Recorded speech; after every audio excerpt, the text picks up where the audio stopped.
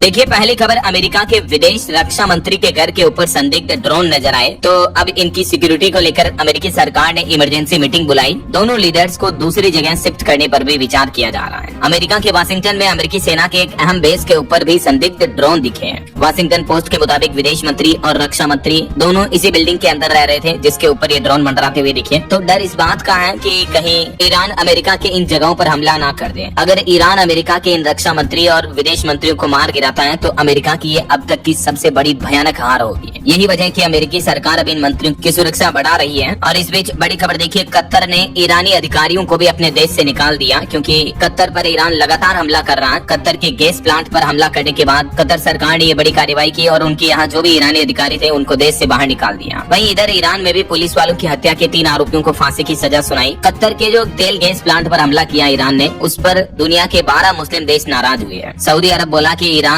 सब्र का इम्तिहान न ले, हमारे पास भी जवाब देने की ताकत है। हालातों को देखकर ऐसा लग रहा है कि मानो दुनिया तीसरे विश्व युद्ध की ओर आगे बढ़ रही है। आज अमेरिका, इजराइल और ईरान जंग का 20वां दिन है और इससे एक दिन पहले आपको पता होगा कतर के सबसे बड़े गैस प्लांट रास लफान पर ईरान ने हमला किया था। उसके बाद आज दुनिया के 12 मुस्लिम देशों ने ईरान की इस कार्रवाई के खिलाफ नाराजगी जताई और इन देशों ने ईरान से तुरंत हमले रोकने को भी कहा है। ये बयान सऊदी की राजधानी रियाद में हुई बैठक के बाद सामने आया है। इस बैठक में सऊदी अरब, कतर और यूएई समेत कई मुस्लिम देश, मुस्लिम कंट्रीज शामिल थे। वहीं इधर अमेरिका की खुफिया एजेंसी की प्रमुख तुलसी गबार्ड का कहना है कि ईरान ने अपना न्यूक्लियर प्रोग्राम फिर से शुरू नहीं किया है। दावा किया जा रहा है कि ईरान अब न्यूक्लियर प्रोग्राम दोबारा शुरू नहीं करेगा। ऐसा सरकार के ऑफिशियल आंकड़ों के मुताबिक ईरान, इजराइल, अमेरिका जंग में अब तक 2455 लोगों की मौतें हो चुकी हैं, दोनों ओर से जारी युद्ध के हालातों के बीच। वहीं इधर अमेरिका की इंटेलिजेंस चीफ भी बोली कि पाकिस्तानी मिसाइलों से भी अमेरिका को बड़ा खतरा है भविष्य में। रूस और चाइना भी इसी कैटेगरी में है। 10 साल बाद 16,000 मिसाइलें अमेरिका तक हमला कर सकेंगी। अमेरिका के सीनेट इंटेलिजेंस कमेटी की वैश्विक खतरे से संबंधित सुनवाई में तुलसी गबार्ड ने ये चेतावनी दी है। ये अमेरिका खुफिया एजेंसी की प्रमुख है और इसका कहना है कि पाकिस्तान में ऐसे लंबी दूरी की मिसाइलें बनाई जा रही हैं जो भविष्य में अमेरिका तक हमला कर सकती हैं। वाशिंगटन डीसी में एक मीटिंग के दौरान उन्होंने ये चेतावनी दी है। आज एक बार फिर से युद्ध के हालात गंभीर होने के बाद भारतीय शेयर बाजार में भी भारी गिरावट देखने को मिली। देखिए आप, सेंसेक्स 1800 अंक गिरकर वापस 74,900 पर आ गया। निफ्टी में भी लगभग 550 अंकों की भारी गिरावट रही है। बैंकिंग और ऑटो शेयरों में सबसे ज्यादा बिकवाली देखने को मिली। और इस बीच बड़ी खबर है, इजरायली एयर स्ट्राइक में ईरान के इंटेलिजेंस मंत्री की भी मौत हो गई। खुद ईरान के राष्ट्रपति पेजेश्कियान की तरफ से ये पुष्टि की गई। ईरान की सबसे बड़ी गैस फील्ड पर भी हमला हुआ। इधर डोनाल्ड ट्रंप कह रहे हैं कि वेनेजुएला के बाद में क्यूबा पर भी हमला कर सकता हूँ, उसको भी मैं कब्जाऊंगा, हासिल करके रहूंगा। वहीं भारत में गैस सिलेंडर क्राइसिस के कुछ और हालात देखिए आप। हरियाणा में लोगों को गैस सिलेंडर न मिलने की वजह से हाईवे जाम किया। फतेहाबाद में पंजाब का रास्ता बंद किया। लोग बोले कि सुबह 4 बजे लाइन में लग रहे हैं, सिर्फ आश्वासन मिलता है। इधर बिहार के होटल और रेस्टोरेंट में तो लिटरली इस तरह की हरकतें देखने को मिल रही है कि शमशान का कोयला इस्तेमाल किया जा रहा तंदूरी रोटी, चिकन वगैरह सेकने में। दैनिक भास्कर के एक रिपोर्टर ने हिडन तरीके से इन्वेस्टिगेशन किया और रिपोर्टर के सामने ही चिता से कोयला निकाला जो शमशान में जलाते लोगों को, उस लकड़ी के कोयले को इस्तेमाल किया जा रहा होटल रेस्टोरेंट के खाना बनाने में। देखिए जरा आप, गैस सिलेंडर की किल्लत के बीच होटल रेस्टोरेंट वाले कितने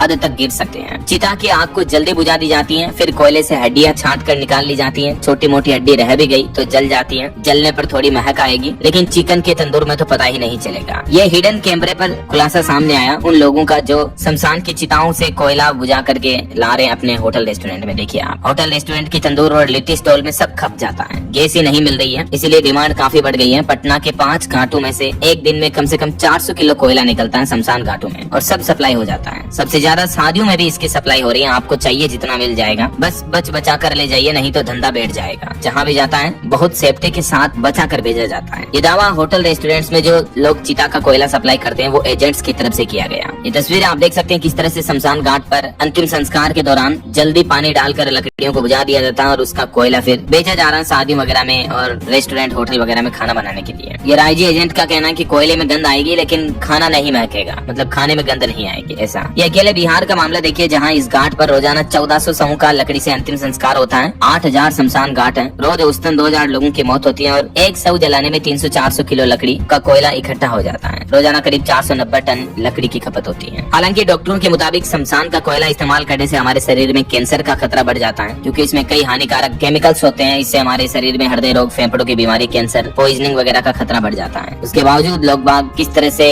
अपने धंधे कारोबार के लिए लोगों की सेहत के साथ भी खिलवाड़ कर रहे हैं, ये दैनिक भास्कर की इन्वेस्टिगेशन में पता चला। देखिए आप, so credit and thanks to Bhaskar reporter. ये सच लोगों के सामने लाने के लिए। चलिए अगला अपडेट देखिए। वर्ल्ड हैप्पीनेस रिपोर्ट सामने आ रही है। इजराइल देश जो कि अभी युद्ध के हालातों में काफी चर्चा में है, वो दुनिया का सबसे 8वां खुशहाल देश है। यहाँ तक कि भारत में लोग पाकिस्तान से भी कम खुश हैं, क्योंकि पाकिस्तान की रैंकिंग भारत से भी ऊपर है। संयुक्त राष्ट्र की तरफ से वर्ल्ड हैप्पीनेस रिपोर्ट 2026 जारी की गई और इसमें लगातार 9वीं बार फिनलैंड को दुनिया का सबसे खुशहाल देश बताया गया है। ये टॉप 10 दुनिया की हैप्पीएस्ट कंट्री की लिस्ट और नाम भी आप देख सकते हैं। फिनलैंड के बाद Iceland, Denmark, Costa Rica, Sweden, Norway, Netherland, 10वें नंबर पर स्विट्जरलैंड आता है। लेकिन इजराइल 8वें नंबर पर। इजराइल के लोग ज्यादा हैप्पी हैं ऐसा। जबकि अफगानिस्तान सबसे कम खुशहाल देश रहा। 147 देशों की लिस्ट में पाकिस्तान 104वें नंबर पर है, भारत जबकि 116वें स्थान पर है। भले ही भारत की जीडीपी इकोनॉमी काफी बेहतर है, लेकिन खुशहाली के मामले में भारत से पाकिस्तान की रैंकिंग अच्छी है ऐसा। ये संयुक्त राष्ट्र की रिपोर्ट सामने आ रही है। चलिए अगली खबर देखिए। ड्रोन हमले में कुवैत की तेल रिफाइनरी में आग लग गई। इजराइल के हमले में हिजबुल्लाह के 20 लड़ाके भी ढेर हुए। वहीं तेल डिपो के बाद अब गैस संयंत्रों पर भी अमेरिका ने हमला करना शुरू कर दिया है। एक ईरानी महिला फुटबॉल टीम भी वापस अपने देश लौटी। पश्चिम एशिया में तनाव काफी चरम पर चल रहा है। और वहीं जो ईरान के नए सुप्रीम लीडर बने, उनको भी अब इजराइल ने धमकी दी सीधी सीधी और कहा कि हम पीछा करेंगे, खोजेंगे और खात्मा करेंगे। ईरान के नए सुप्रीम लीडर पर इजराइल का एक कड़ा रुख भी देखने को मिला है। इजराइल का कहना कि जो भी ईरान का सर्वोच्च नेता बनेगा, सुप्रीम लीडर बनेगा, उसको हम ढूंढ कर मारेंगे ऐसा। और एक फैक्ट चेक की रिपोर्ट देखिए आप। पीएम मोदी के पुतला जलाए जाने के पुरानी वीडियो को भी अभी इजराइल ईरान के तनाव से जोड़कर शेयर किया जा रहा है सोशल मीडिया पर। तो इस तरह